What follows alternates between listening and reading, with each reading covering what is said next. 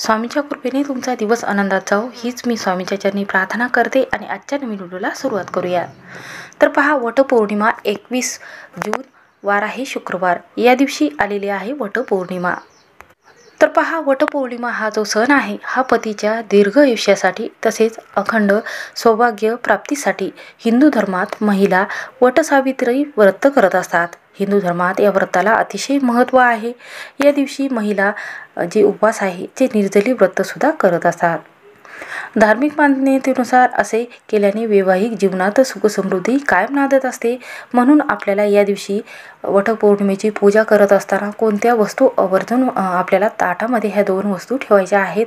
त्याचबरोबर कोणत्या रंगाची साडी घालायची आहे आणि ताटामध्ये ज्या वस्तू आहेत त्यामध्ये एक जी वस्तू आहे ती आवर्जून कोणती ठेवावी आणि आपल्याला कोणत्या रंगाची साडी या दिवशी घालायची आहे, पूजा कशी करायची आहे, मुहूर्त कधी आहे, वेळ कोणती आहे, किंवा तुम्ही घरी जर जे वडाचं झाड आहे छोटं ते घरामध्ये फांदी आणून पूजा करत असाल तर ती पूजा करावी की नाही, ती जर आपण पूजा केली तर त्याचं योग्य जे फळ आहे ते आपल्याला मिळेल का, याबद्दलची संपूर्ण माहिती आपण या व्हिडिओमध्ये पाहणार आहोत।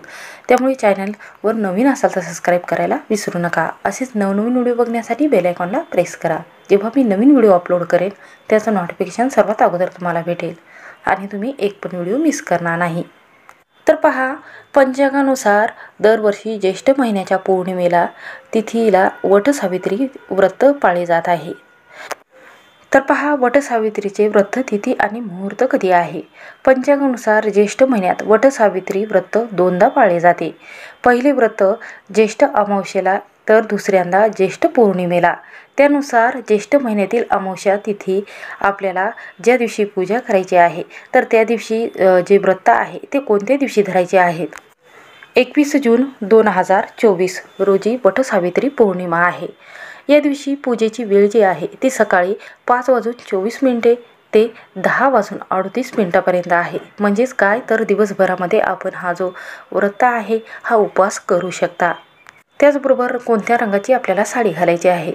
तर पहा, जे आपण वटवृक्ष म्हणत असतो त्यामध्ये ब्रह्मा, विष्णू आणि महेश या वटवृक्षामध्ये त्यांचा वास असतो।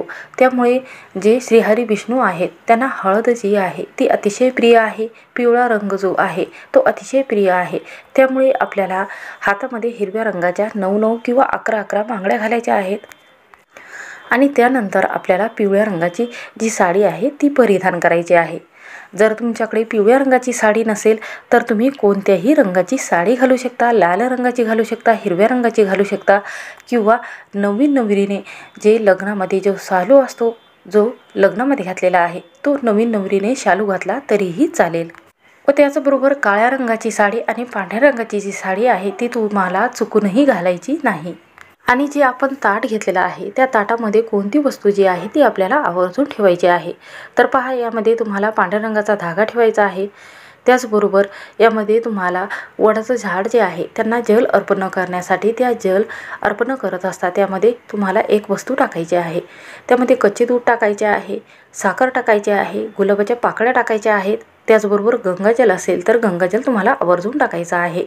आणि हे जे जल आहे हे जल तुम्हाला वटपौर्णिमेच्या दिवशी वडाला अर्पण करत तुम्हाला तुमच्या पतीच्या दीर्घ आयुष्यासाठी काही मागायचे आहे। आणि त्याचबरोबर पहा, तुम्ही वडाची पूजा करत असताना ताटामध्ये ही जी वस्तू आहे गहू आणि आंबा आणि त्याचबरोबर पीस जे आहे किंवा ओटीचं सामान आहे, बांगड्या आहेत किंवा काही शृंगार आहे ते तुम्हाला त्यामध्ये ठेवायचं आहे। आणि ही जी ओटी आहे ही वटपौर्णिमेच्या दिवशी वडाला अर्पण करायची आहे। त्यानंतर तुम्ही जो धागा घेतलेला आहे तो धागा तुम्हाला पूर्ण जे वडाला तुम्ही 5 वेळा बांधत असता त्यावेळेस फेरी मारल्यानंतर किंवा एक धागा तुम्ही जेव्हा बांधत असता त्यावेळी तुम्हाला चुकूनही जी गाठ आहे ती बांधायची नाही। जेव्हा तुम्ही 5 जे प्रदक्षिणा मारता किंवा जी दोरा आहे ते गुंडाळत असता त्यावेळेस तुम्हाला 5 वेळा अशाच पद्धतीने गुंडाळत न्यायचा आहे। आणि पहा, तुमच्या हातामध्ये जे रील घेतलेला आहे किंवा धागा घेतलेला आहे तो तुम्हाला चुकूनही तोडायचा नाही, तो सर्व तिथे तुम्हाला ठेवायचा आहे. त्याचबरोबर जी दुसरी ती स्त्रियाने जर हा धागा आणलेला नसेल तर चुकूनही हा जो धागा आहे तो तुम्हाला द्यायचा नाही. कारण जो धागा पूर्ण आणलेला असतो, आपल्या पतीच्या दीर्घ आयुष्यासाठी आपण वडाच्या झाडाला प्रदक्षिणा मारत असतो किंवा धागा जो आहे पांढऱ्या रंगाचा तो गुंडाळत असतो. त्यामुळे चुकूनही दुसऱ्या स्त्रीला हा धागा देऊ नका.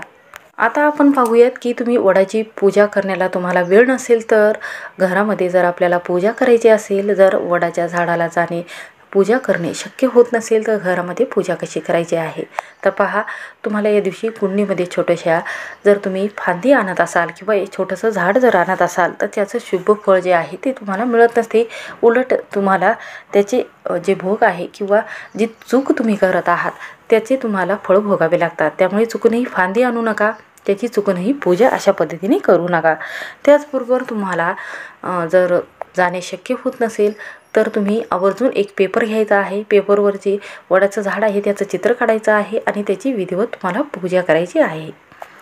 पहा, वास्तुशास्त्रात असं म्हटलं गेलेलं आहे की जेव्हा तुम्ही वडाची पूजा करत असता त्यावेळेस मंदिरात जावे. ज्यावेळेस जो मोठं झाड आहे, जे जुनं झाड आहे वडाचं, तर त्या झाडाची पूजा केल्याने आपल्याला आपल्या पतीसाठी आपण जे काही इच्छा मागत असतो तर ती इच्छा लवकर पूर्ण होत असते किंवा आपल्याला यशप्राप्ती लवकर मिळत असते. म्हणून तुम्ही वडाच्या झाडाची आवर्जून पूजा तुम्हाला करायची आहे. आता आपण पाहूयात की वटसावित्रीच्या व्रताचे महत्त्व काय आहे. पौराणिक मान्यतेनुसार या दिवशी माता सावित्री यमराजाकडून तिचे पती सत्यवानाचे प्राण जे आहे ते परत आणले होते. या दिवशी विवाहिक स्त्रिया आपल्या पतीच्या दीर्घ आयुष्यासाठी आणि उत्तम आरोग्यासाठी व्रत करत असतात. या दिवशी वटपौर्णिमेच्या दिवशी जे वडाचं झाड आहे त्याची पूजा केली जाते. या दिवशी वटपौर्णिमेच्या दिवशी वडाच्या वृक्षाची पूजा केली जाते.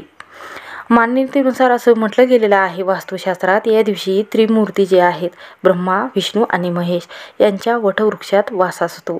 यासोबतच वटवृक्षाच्या फांद्यामध्ये हे सावित्रीचे रूप म्हटले जाते. याशिवाय देठामध्ये श्री भगवान विष्णू, त्याचबरोबर मुळात महादेव आणि फांद्यामध्ये महादेव असतात असं वास्तुशास्त्रात म्हटलं गेलेलं आहे. म्हणून तुम्हाला अशा पद्धतीने विधिवत तुम्हाला पूजा करायची आहे. नवीन नवरी असेल किंवा ज्या स्त्रियांनी जर उपास केलेला नसेल किंवा वडाची पूजा केलेली नसेल तर या तिथीपासून तुम्ही नक्की सुरुवात करावी. वटसावित्रीच्या पौर्णिमेच्या सकाळपासून तर संध्याकाळपर्यंत हा शुभ मुहूर्त आहे. तुम्ही सकाळ ते संध्याकाळपर्यंत कधीही वडाची पूजा तुम्ही अशा पद्धतीने करू शकता. त्याचबरोबर हळदी कुंकू लावायचं आहे दुसऱ्या स्त्रियाला आणि त्यानंतर सर्वांच्या घरी आल्यानंतर तुम्हाला सर्वप्रथम सकाळी तुम्ही उठत असता त्यावेळेस तुम्हाला तुळशीला जल अर्पण करायचं आहे. जल अर्पण केल्यानंतर तुमचे देवघर आहे, देवघरातील पूजा तुम्हाला करायची आहे आणि पती जे आहेत तर त्याचं औक्षण सकाळी तुम्हाला जेव्हा तुम्ही वडाची पूजा करत असता किंवा करायला जाणार आहात त्या अगोदर तुम्हाला तुमच्या पतीचे औक्षण करायचे आहे. त्याचबरोबर तुमच्या हातामध्ये 9-11 हिरव्या बांगड्या ज्या आहेत त्या असायला हव्यात. त्याचबरोबर तुम्हाला जेव्हा तुम्ही पूजा करत असता, औक्षण करत असता तेव्हा डोक्यावर तुम्हाला पदर घ्यायचा आहे आणि जे पती आहे त्याचे दर्शन तुम्हाला घ्यायचे आहे आणि आपल्या पतीच्या दीर्घ आयुष्यासाठी हा उपवास तुम्ही करत आहात याची तुम्हाला मनोव्यक्त वडाच्या झाडाखाली करायची आहे. तर पहा, अशा पद्धतीने तुम्ही जर उपवास केला, अशा पद्धतीने विधिवत पूजा केली तर तुम्हाला जे वडाचं झाड आहे ब्रह्मा, विष्णू आणि महेश हे जे त्रिदेव आहेत यांचा भरभरून आशीर्वाद तुम्हाला मिळत असतो आणि तुमच्या घरामध्ये सुख समृद्धी कायम टिकून राहते. श्री स्वामी समर्थ. व्हिडिओ आवडला असेल तर स्किप न करता शेवटपर्यंत नक्की पहा.